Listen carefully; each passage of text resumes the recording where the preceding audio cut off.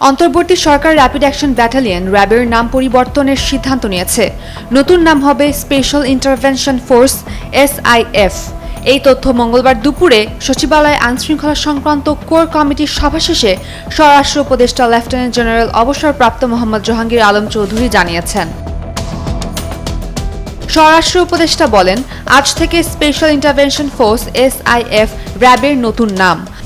আজকে থেকে এটা নতুন নাম করা হয়েছে স্পেশাল ইন্টারভেনশন ফোর্স SIF। প্রধান উপদেষ্টা অনুমোদন দিয়েছেন।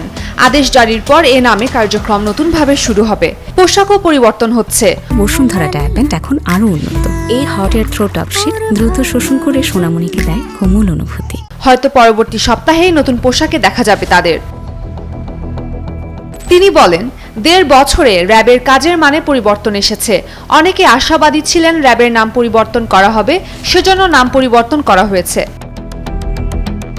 স্বরাষ্ট্র উপদেষ্টা আরও জানান, TIB তাদের কনসার্ন জানিয়েছে, এখন পুলিশের মনোবল কর্মক্ষমতা অনেক বেড়ে গেছে, সুতরাং নির্বাচনে কোনো ধরনের অসুবিধা হবে না। উমের রুম্মান ক্রান্তি, ডেইলি সান।